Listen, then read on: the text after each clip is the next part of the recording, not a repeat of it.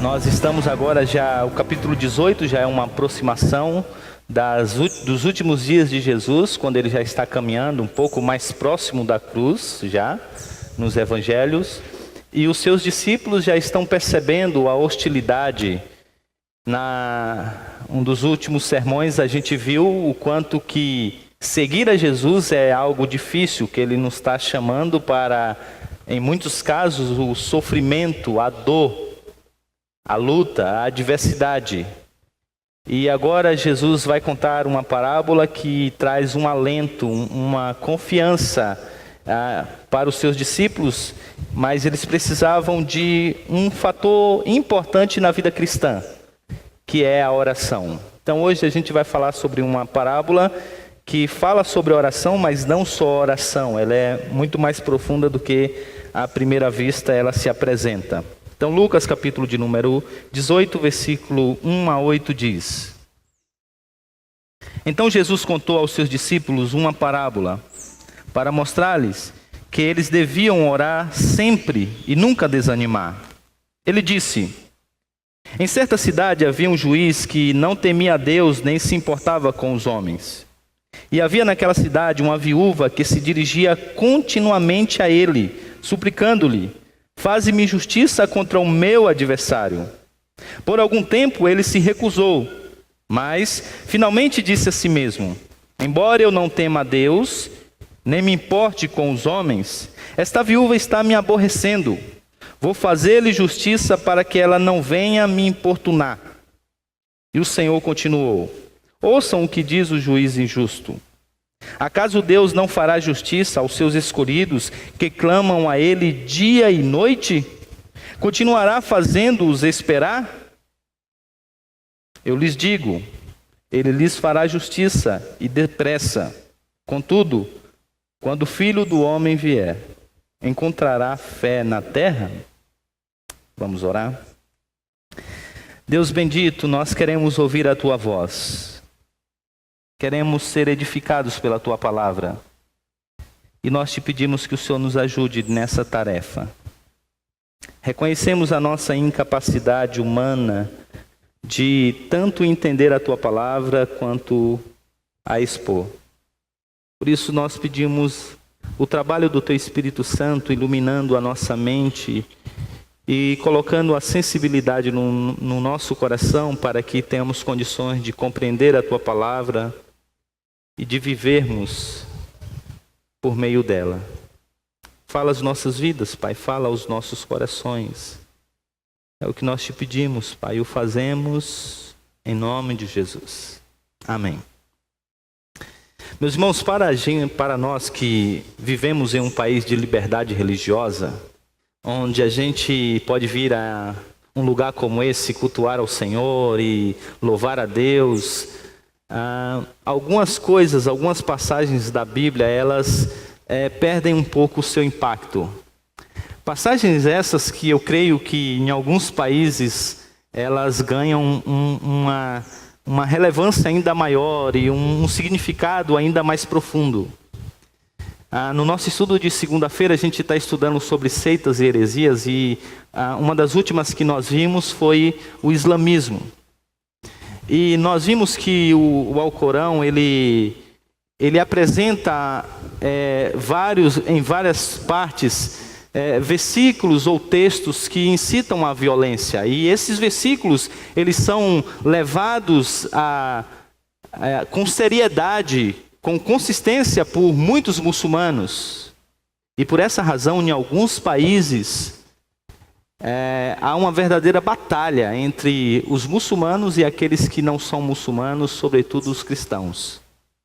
Por exemplo, na Indonésia é muito comum, e você pode ver, por exemplo, algo que para nós é assustador, que é uma criança, como as nossas que estão aqui agora sentadas, com uma cabeça de um cristão, pousando, tirando uma foto. Então essa é uma cena comum em alguns países de maioria muçulmana. É comum eles caminharem em carros a céu aberto com cabeças de cristãos como se fosse prêmios e para que aquilo sirva de exemplo, para que outras pessoas não aceitem a fé. Eu acho que em países como esses, alguns textos do cuidado de Deus, algumas coisas que os discípulos vivenciaram naquele período de grande perseguição ali, caminhando com Jesus, talvez ganhem mais significado para eles. A gente agora está em um período, como eu disse, do Evangelho, onde Jesus está indo para a cruz e incertezas começam a vir na mente dos discípulos e o medo parece tomar conta deles. Afinal, eles têm visto e percebido que o que os espera são coisas terríveis. E Jesus então conta essa parábola a fim de incentivá-los a continuar crendo, continuar acreditando e a usando uma ferramenta importantíssima na vida cristã, sobretudo nesses momentos de lutas, nesses momentos de adversidades, nesses momentos de profunda injustiça. E essa é a parábola então que Jesus conta-nos. É uma parábola aparentemente muito simples. A chave para o entendimento, para a abertura e o entendimento dessa parábola, ela ficou pendurada logo na porta de entrada. O versículo 1 já nos apresenta o objetivo de Jesus e o assunto que ele quer ensinar. Observe vocês que ele diz assim, versículo 1: Então Jesus contou aos seus discípulos uma parábola para mostrar-lhes que eles deviam orar sempre e nunca desanimar. Então Jesus já está prevendo que o desânimo pode vir ao coração desses discípulos. Jesus está já prevendo que por causa das adversidades, muitos deles questionarão se vale a pena seguir ou não. E já de forma preventiva, Jesus então apresenta-nos essa parábola. E aí ele começa então falando sobre uma história muito simples. E os personagens dessa história basicamente o juiz e uma viúva. O primeiro personagem dessa história é nos apresentado como um homem totalmente pagão. O versículo de número 2 diz assim: Em certa cidade havia um juiz que não temia a Deus, nem se importava com os homens.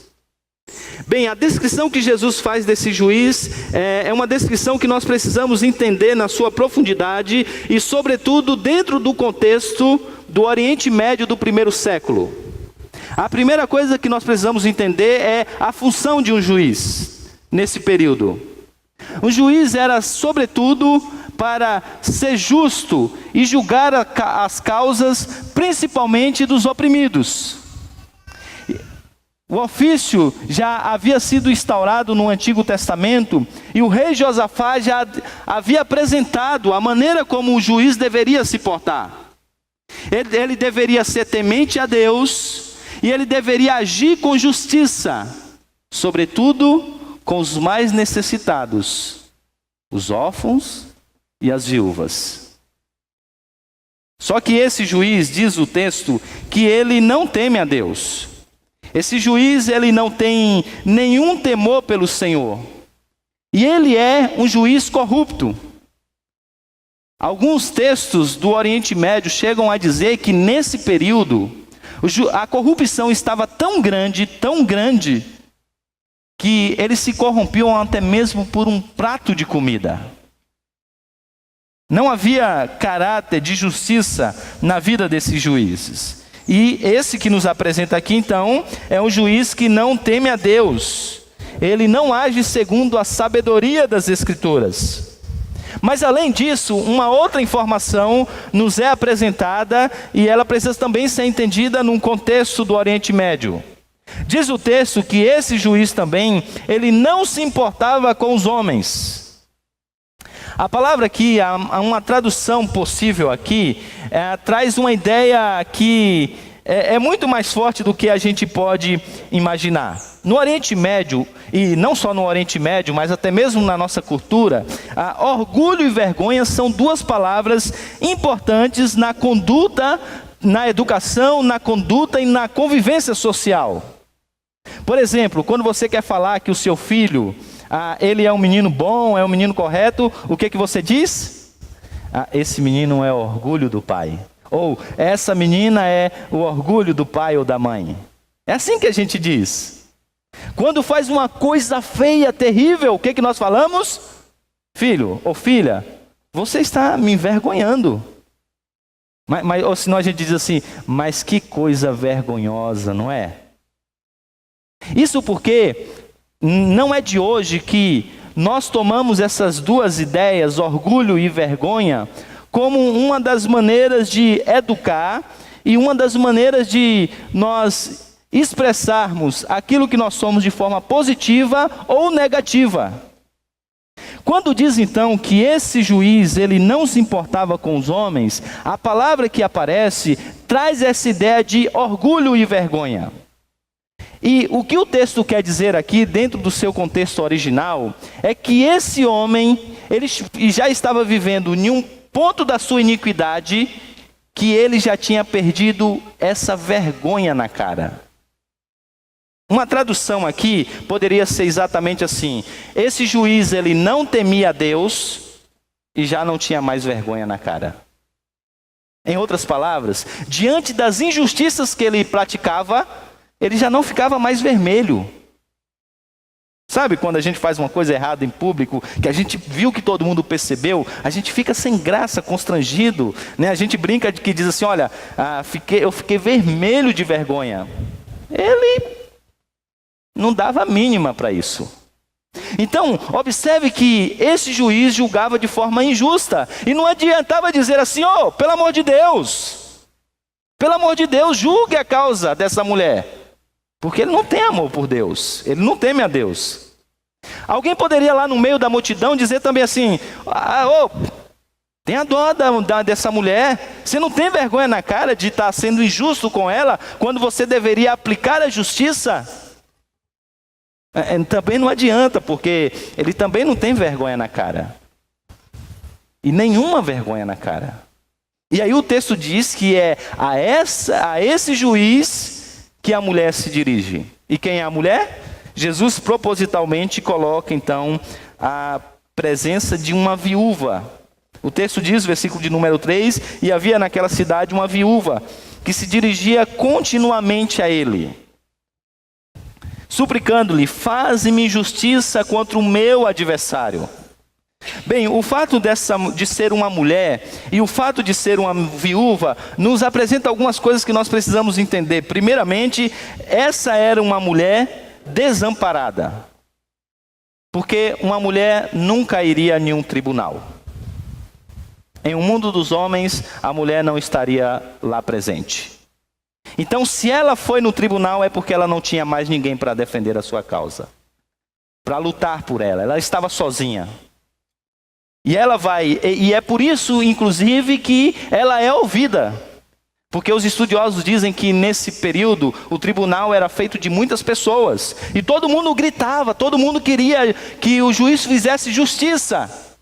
E ele ia escolhendo um ou outro, não aleatoriamente. No caso da corrupção, quem mais desse propina. Só que o grito dessa mulher chama atenção, porque peraí, o que primeiro uma mulher está fazendo aqui?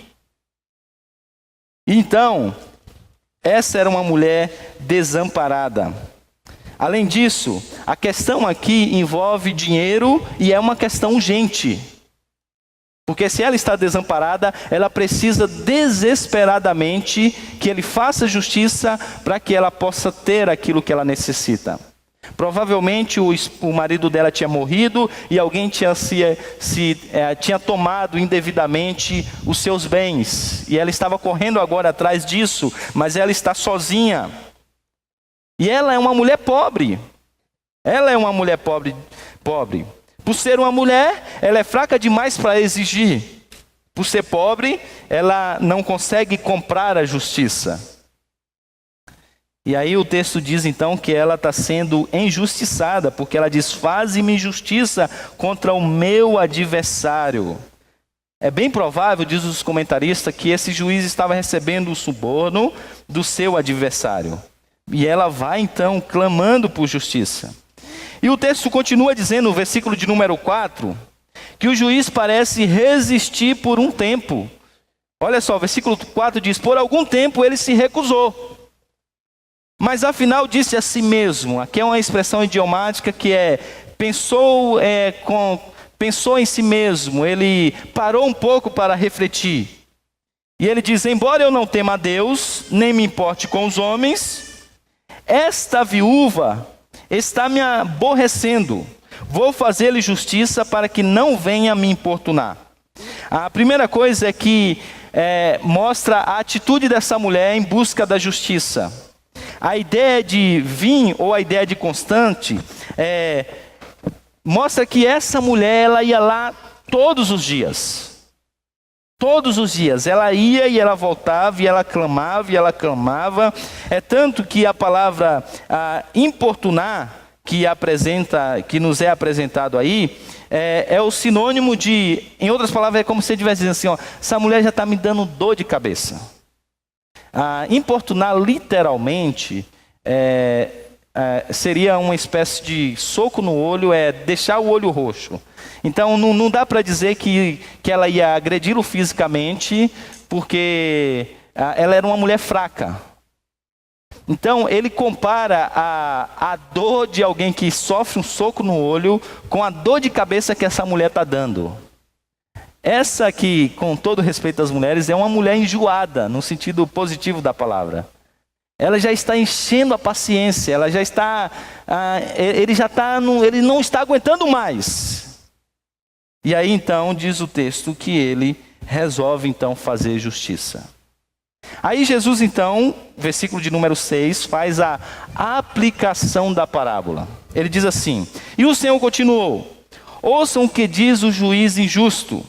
Acaso Deus não fará justiça aos seus escolhidos, que clamam a Ele dia e noite? Então, nesse versículo aqui, a gente começa a chegar ao que Jesus quer ao contar essa parábola. Aqui, Jesus então faz um contraste entre o juiz injusto e o juiz justo, que no caso é Deus.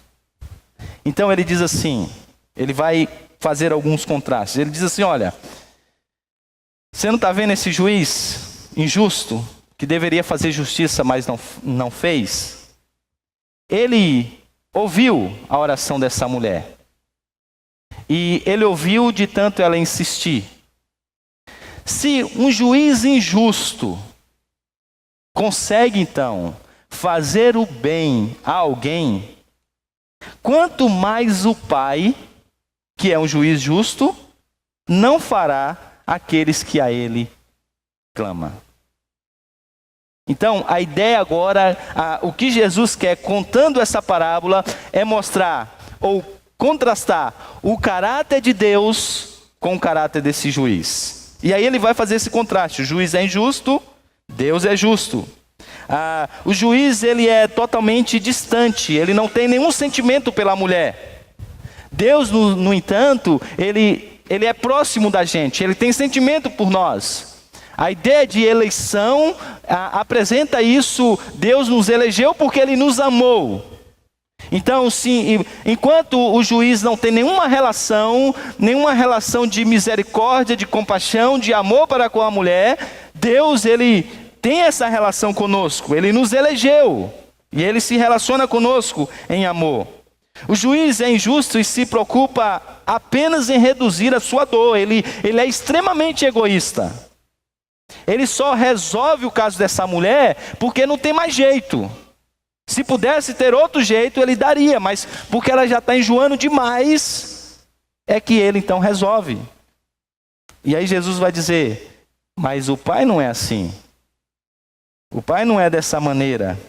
Ele não ouve a nossa oração e responde por meio de sentimentos egoístas. Não. Ele ouve e responde porque ele tem uma relação de amor para conosco. E aí a gente observa que... a gente observa então que a resposta da oração... essa parábola ela é muito mal entendida e a gente vai ver isso quando a gente chegar na aplicação. Mas por hora eu preciso dizer que a resposta da oração... nessa comparação feita por Jesus, não reside num caráter de quem ora ou num caráter da oração, mas num caráter de quem ouve e de quem responde. É isso que Jesus quer mostrar. É tanto que em toda a parábola a ênfase está no juiz. Apenas um versículo fala da mulher. Tudo mais é falando do juiz, para depois ser contrastado com quem é Deus, o juiz justo. E é baseado no caráter do juiz justo é que nós podemos confiar para a gente orar e para a gente poder buscar. E aí, isso é uma coisa que a gente precisa entender muito e que nos leva a um outro contraste que é visível e claro nessa parábola, que é o contraste entre a mulher e a gente também. Bem, se na parábola a viúva foi a um juiz que se mantinha totalmente distante, nós vamos a um juiz, ao nosso Deus, que ele está extremamente próximo de nós. Extremamente próximo de nós.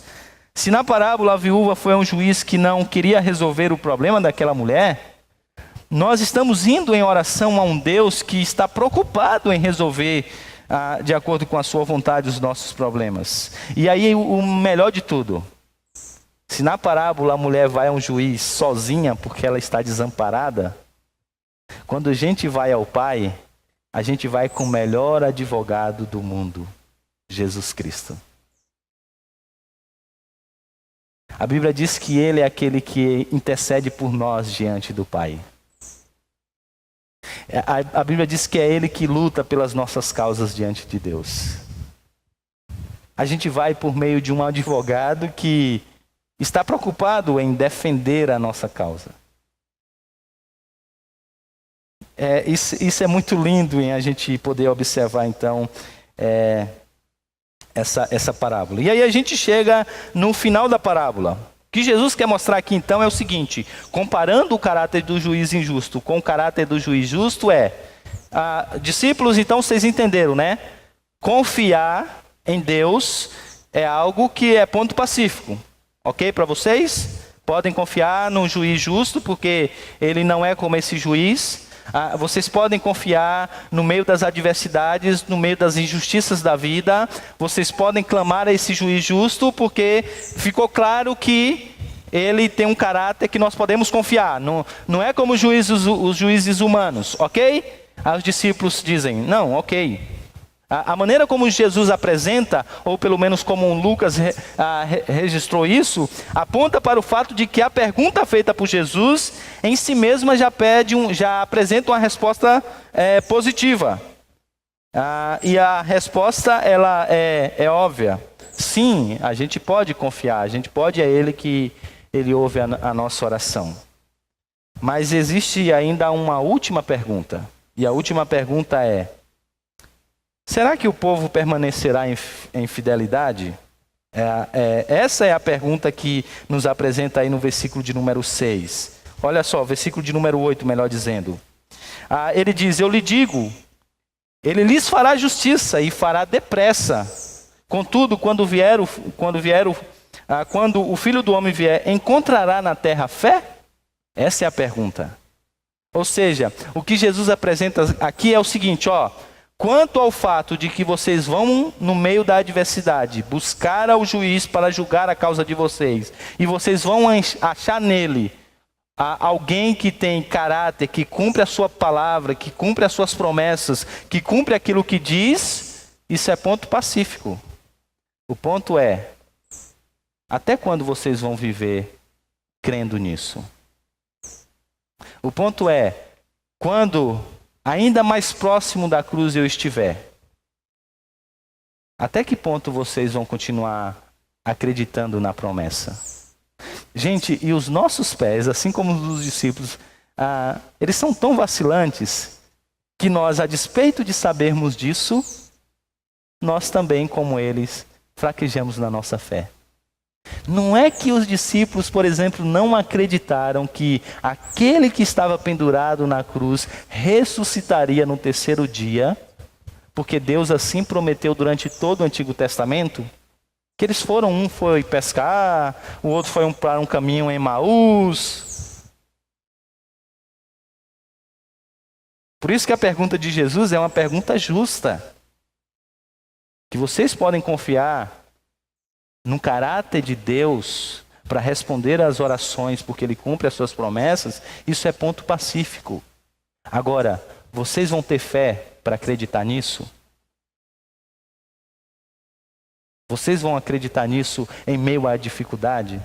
E aí a gente vai entender que, apesar disso ser uma verdade para nós, isso nem sempre é uma realidade nas nossas vidas. Nem sempre é uma realidade nas nossas vidas. E eu diria que isso é sério. Eu diria que muitas vezes a gente lê a Bíblia como um cristão, ouve um sermão como um cristão, mas na hora do vamos ver, agimos como se fôssemos pagãos. A gente diz que é crente, mas na hora do aperto, a gente age como um ateu. E deixa eu explicar para você entender que isso é uma verdade na minha vida e na sua vida. Em vários momentos das nossas vidas, no momento da dificuldade, a gente quer buscar a solução com a nossa própria força. Quando a gente deveria buscar a solução naquele que pode julgar a nossa causa. E um ateu, ele diz assim, que nós vivemos em um mundo fechado, é uma caixa fechada. Não existe esse negócio de Deus. Não existe nenhuma intervenção divina. Por isso que um ateu, ele nunca vai fazer uma oração. Fazer oração para quem? Ele não acredita nisso. Então ele não ora. Se ele tem um problema, ele resolve pela sua própria força. Ele busca a sua solução. Porque ele não acredita que exista nada que pode intervir na história. Agora nós nos assemelhamos a ele quando diante das dificuldades da história da nossa vida, ao invés de nós nos voltarmos para Deus em oração, sabe o que a gente faz? A gente tenta resolver da nossa maneira. E a prova que as coisas são assim é a sua agenda de oração e a minha agenda de oração. Quanto tempo você gasta orando pela sua vida, pelos seus problemas, pela sua família? Se a resposta é pouco tempo, isso é a prova que você confia mais em você, no que você pode fazer, do que no que Deus pode fazer. E aí Jesus está ensinando aos seus discípulos que eles precisavam confiar no Pai e nele colocar a sua esperança. Por isso, é possível que a gente pense como um cristão, mas na hora da dificuldade, haja como um pagão, como um ateu. Como se Deus não existisse. E às vezes a gente passa o dia vivendo exatamente dessa maneira. Porque a gente não tem 1 minuto de oração durante todo o nosso dia. É como, gente, se Deus não existisse. Em termos práticos é isso, é como se Deus não existisse. E você passa o dia enfurnado em problemas, em adversidades. Mas você não ora. E porque você não ora, você está, em termos práticos, vivendo como se Deus não existisse. E Jesus quer dizer, ele está ensinando aos seus discípulos, olha, vocês precisam orar e precisam fazer isso com constância. Aqui está o paralelo entre a viúva e os discípulos. O ponto aqui não é que a gente precisa importunar a Deus, até chegar em um momento que Deus diz, então vai, eu vou te dar o que você quer. Alguns vão pregar essa parábola dizendo assim, olha, você precisa orar, você precisa determinar, você precisa orar com tanto fervor, que mesmo que não seja a vontade de Deus, Ele vai fazer para você. Pela sua insistência, Ele vai fazer para você. Bem, orar sim é no mínimo uma tolice. Por quê? Se a Bíblia diz que a vontade de Deus é perfeita, é agradável e era o melhor para as nossas vidas, e se a gente está orando e Deus não está respondendo de acordo com o que nós queremos, é porque a vontade dele não é aquilo que nós desejamos. Bem, e se a vontade dele não é aquilo que nós desejamos, pedir a ele para que mude a vontade dele, para que se faça a nossa, é tolice. É dizer assim, que nós temos uma sabedoria maior do que a de Deus. Bem, se a dele já é perfeita, agradável, é o melhor, então vamos descansar nisso. Vamos descansar nisso, porque qualquer coisa diferente disso não vale. Não vale a pena, é ruim, não é o melhor. Então essa parábola não é para dizer, você precisa determinar. A oração é para honrar a Deus, não para desafiá-lo. A oração é para a gente reconhecer a sua grandeza, a nossa pequenez. E dizer, Senhor, eu preciso do Senhor. No meio das lutas, das dores, é para a gente reconhecer quem Ele é e quem nós somos. Esse é o ponto. É isso que Jesus está nos ensinando, não para desafiá-lo.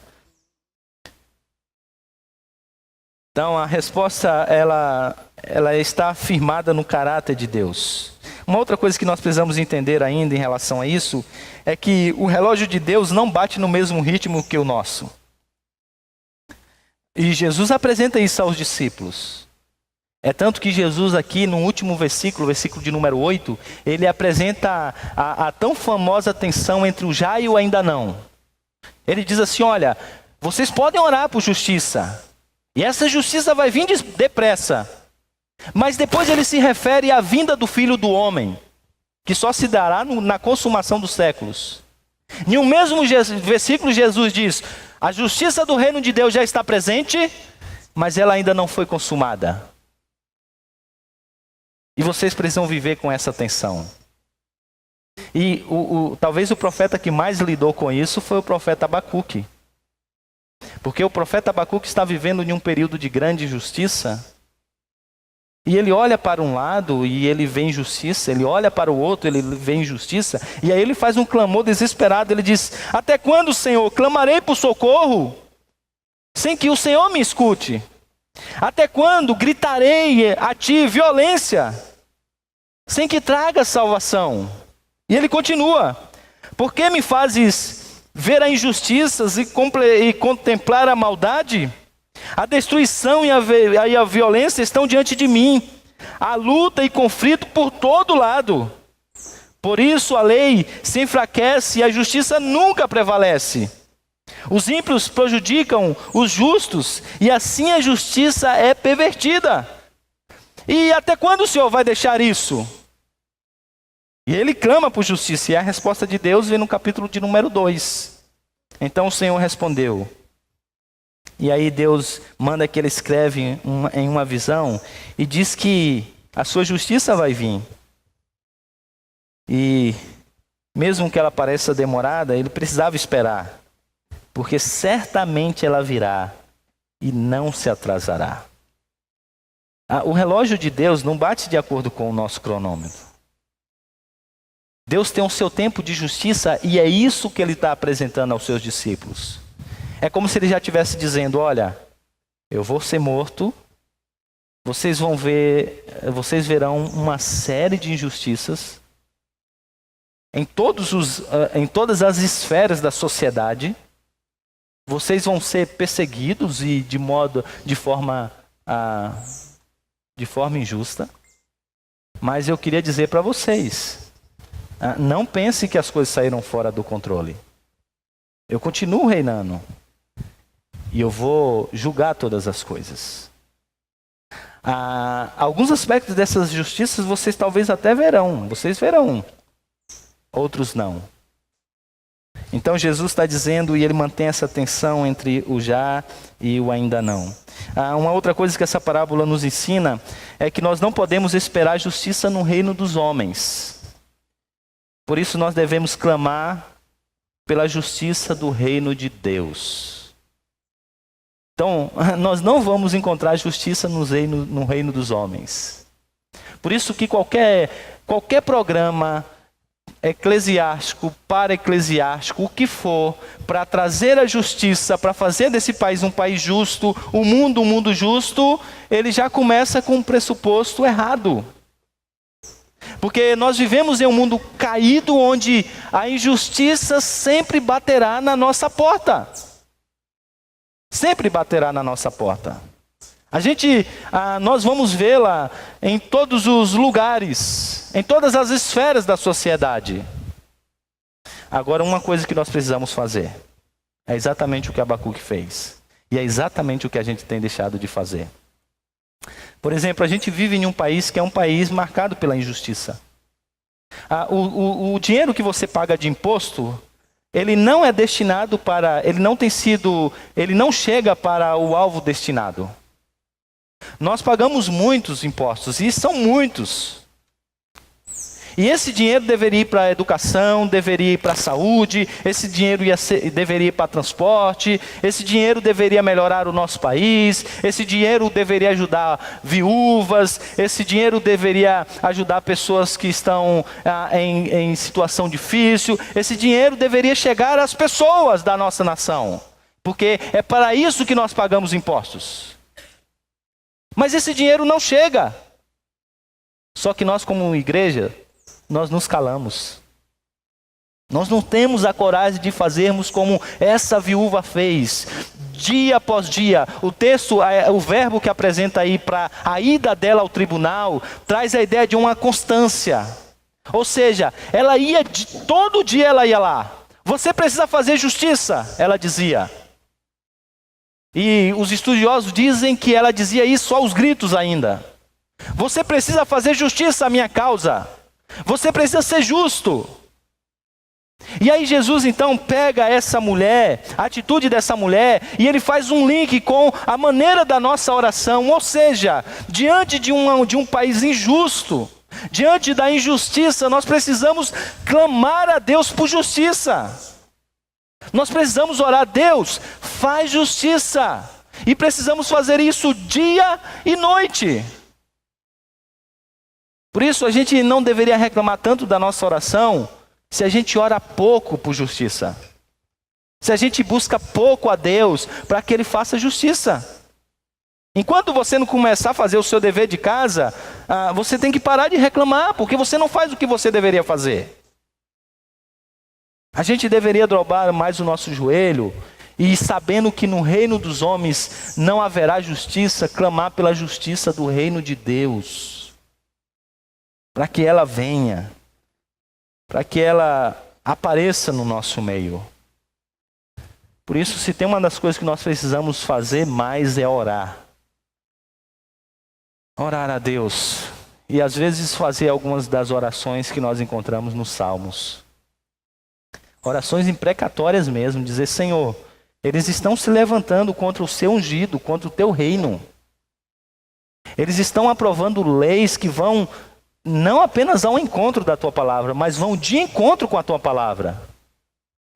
Eles estão fazendo dessa nação um país de injustiça.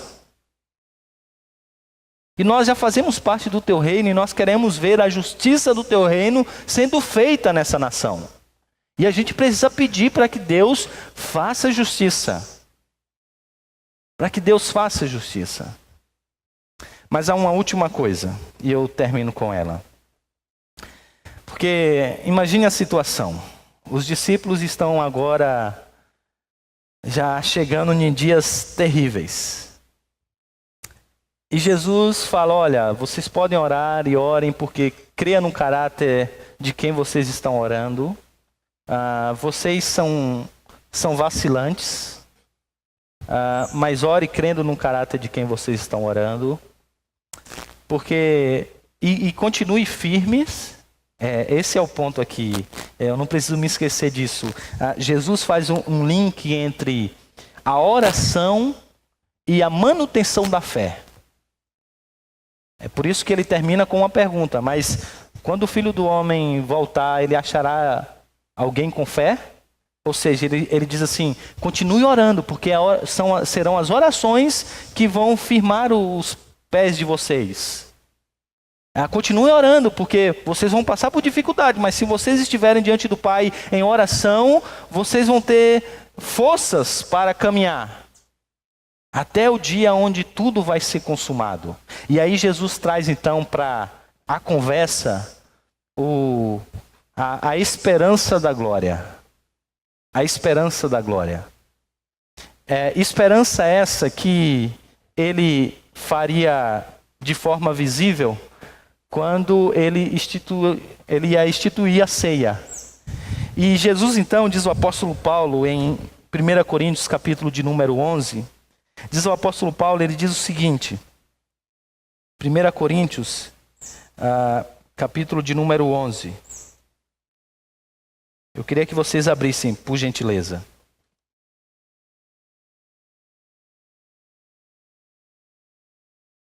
Primeira Coríntios, capítulo de número 11. Eu acho esse texto extremamente importante nesse assunto, a maneira como o apóstolo Paulo o apresentou.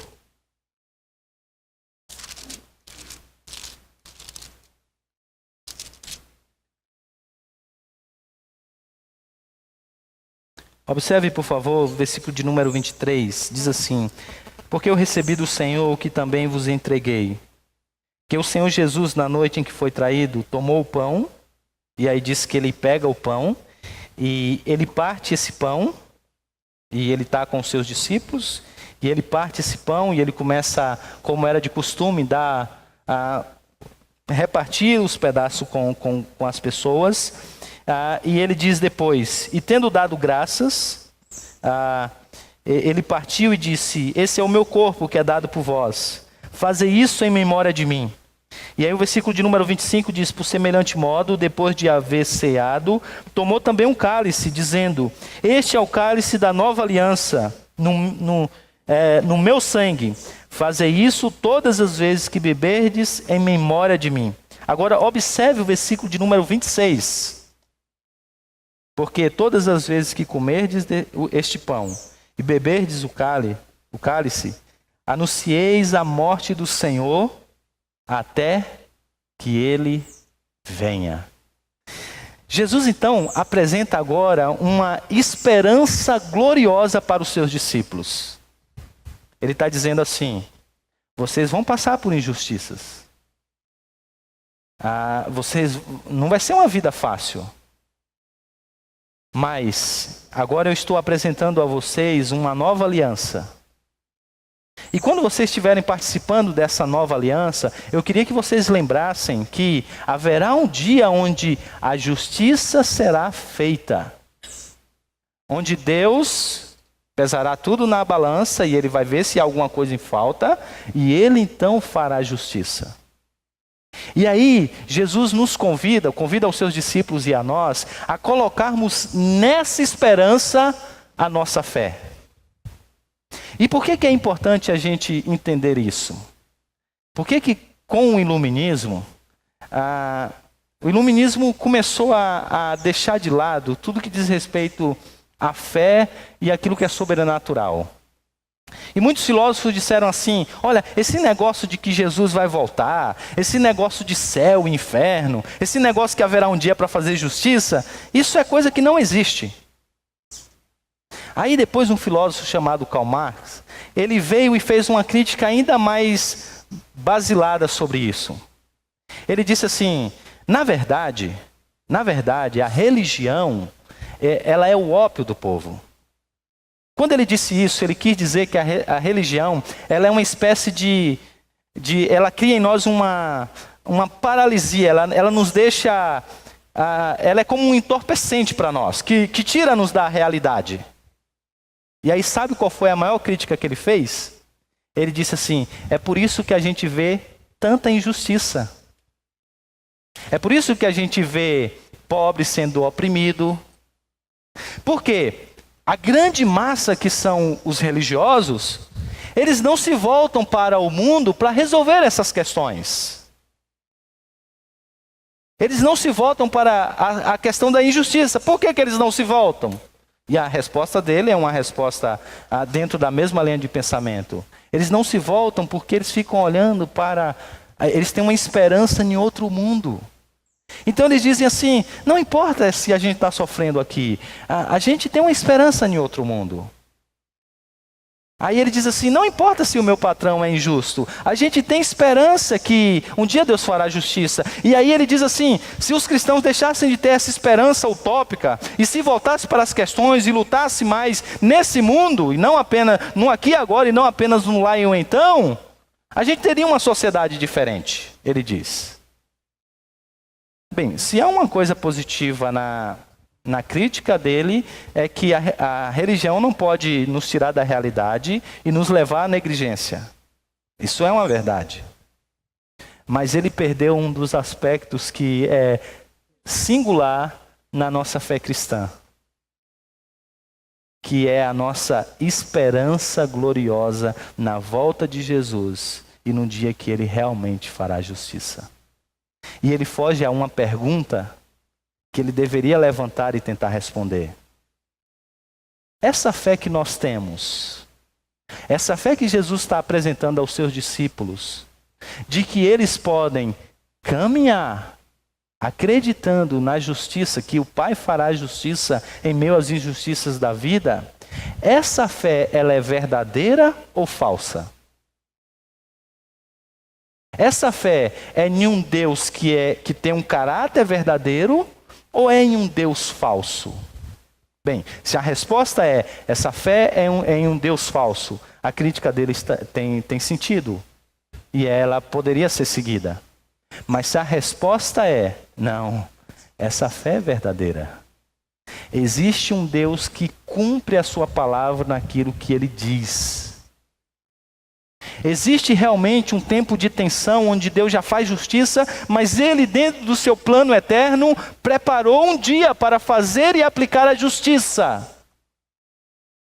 E se isso é uma verdade, isso aqui é um consolo para a nossa alma e uma esperança para a nossa vida. Isso aqui então deve nos motivar a, todos os dias diante de Deus, apresentar a Ele as nossas causas e as nossas lutas. Se isso aqui é verdade, isso aqui é a motivação da gente caminhar, continuar caminhando, mesmo em meio à dor. Porque a nossa esperança diz que haverá um dia onde essas injustiças, como essa viúva sofreu e nós sofremos, elas desaparecerão. Haverá um dia onde a dificuldade dessa viúva de não ter o que comer e mesmo assim ainda sofrer injustiça, elas não mais existirão. Haverá um dia onde nós não mais clamaremos, porque nesse tempo nós simplesmente o adoraremos.